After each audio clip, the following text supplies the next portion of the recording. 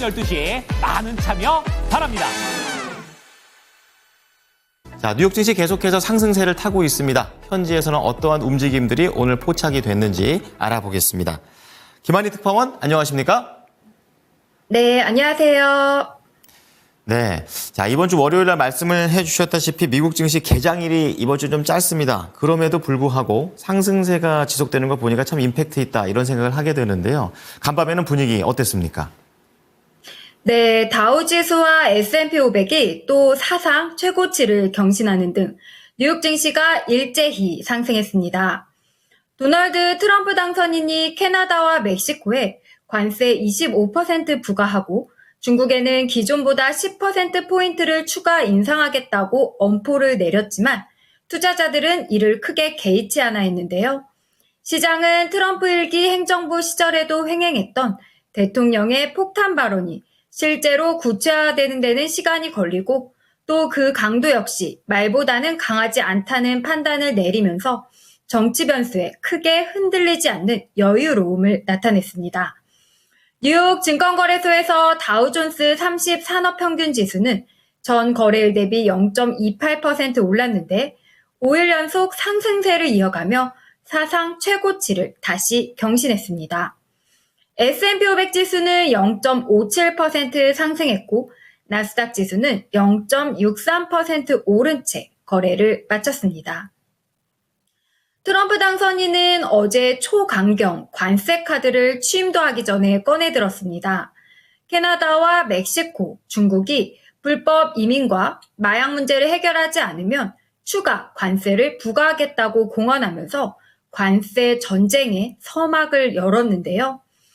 이는 선거 유세 기간 공약한 최대 20%의 보편적 관세 및 중국에 대한 60% 관세 부과 카드와는 별개입니다.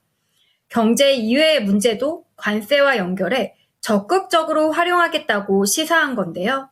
해리스 파이낸셜의 제이미 콕스는 시장은 이러한 관세가 실제 시행되기보다는 허풍과 협상 전략에 불과할 것이라는 전망에 훨씬 더 익숙해졌다고 해석했습니다. 3대 지수는 트럼프 관세 영향에서 벗겨나갔지만 개별 종목은 영향을 받았습니다. 멕시코에 제조 공장을 보유한 자동차 제조업체와 주류업체들인데요. 포드 주가는 2.63% 하락했고 제너럴 모터스 주가도 8.99% 급락했습니다. 스텔란티스 역시 5.68% 하락했습니다. 멕시코 맥주 코로나 및 모델로를 보유한 콘스텔레이션 브랜드 주가도 3.34% 하락했습니다. 오늘 매그니피센트 세븐은 테슬라만 빼고 상승했습니다. 아마존이 3.18% 올랐고 마이크로소프트도 2.2% 뛰었습니다. 엔비디아는 0.66% 상승하는 등 나머지 종목들도 1%대 내외 상승 흐름을 보였는데요. 반면 테슬라는 막판에 내림세로 돌아서는 바람에 이틀 내리 하락했습니다. 다만 낙폭은 크지 않아 전일비 0.11% 내린 338.23달러로 마감했습니다. 3일을 내리 두 자릿수 상승하며 폭등세를 탔던 AI 서버 업체 슈퍼 마이크로 컴퓨터는 10% 넘게 폭락했습니다. 그동안 폭등세에 따른 차익 실현 매물이 쏟아졌기 때문인 것으로 보이는데요. 제약사 암제는 다이어트약 마리타이드 임상 이상 시험에서 긍정적인 결과가 나왔다고 발표했지만 주가는 되레 4.76% 급락했습니다. 반면 다이어트약 경쟁업체인 일라이릴리는 4.55% 급등했습니다. 네. 자, 이제 시장에서는 대선 이후에 이제 금리 인하 쪽에 대한 그런 이슈들에 많이 집중을 하는 모습들이 보이는데요. 이날 11월 의사록이 공개가 됐죠? 네, 연준이 이번 달 통화정책 회의에서 연준 위원들은 향후 금리 인하를 신중히 할 필요가 있다는 데 대해 대체로 동의한 것으로 나타났습니다. 오늘 공개된 FOMC 의사록에는 참석위원들은 지표가 예상대로 나오고 인플레이션이 지속적으로 2%대로 둔화되며 경제가 완전 고용에 가까운 상태를 유지한다면 시간이 지남에 따라 점진적으로 중립적인 정책 입장으로 나아가는 게 적절하다고 예상했다고 밝혔는데요. 이날 FOMC에서 기준금리를 0.25%포인트 인하했었는데요. 당시 참석위원들은 금리 인하 결정과 함께 향후 추가 인하 속도와 관련해 신중한 접근에 공감대를 표했던 겁니다.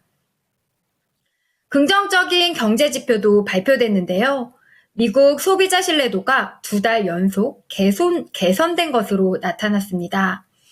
미국 컨퍼런스 보드에 따르면 10월 미국 소비자 신뢰 지수는 111.7을 기록했는데요.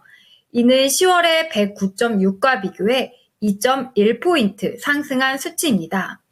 컨퍼런스 보드는 소비자 신뢰도가 11월에도 개선 흐름을 이어갔다면서 지난 2년간 형성됐던 범위의 최상단에 도달했다고 분석했습니다.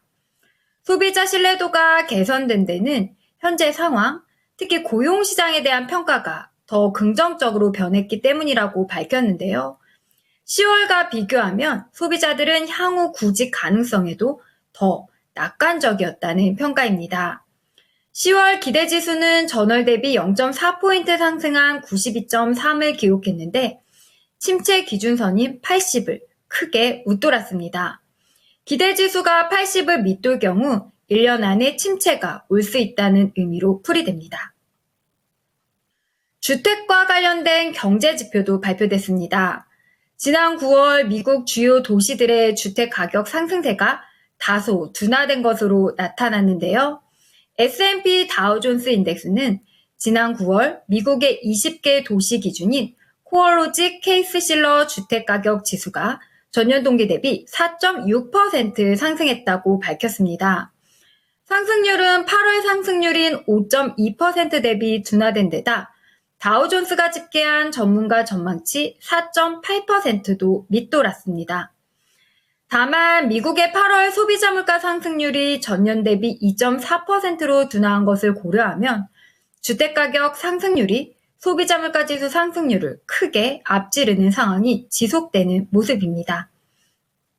미국 북동부와 중부 지역의 경우 다른 지역 대비 상대적으로 높은 집값 상승률을 지속했는데요. 도시별로는 뉴욕 집값이 7.5% 올라 상승률이 가장 높았습니다.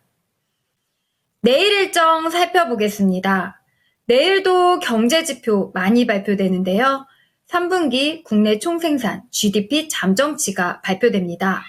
매주 나오는 주간 신규 실업보험 청구자 수도 공개되고요. 이 밖에도 10월 개인 소비지출 PCE 및 가격지수, 10월 내구재 수주, 10월 도매재고, 3분기 기업이익, 10월 잠정 주택판매, 시카고 여는 구매관리자 지수 PMI가 공개될 예정입니다. 네, 정말 경제 지표가 쏟아지는 하루가 될 것 같습니다. 잘 지켜보겠습니다. 감사합니다. 네, 감사합니다. 지금까지 모닝인 뉴욕이었습니다.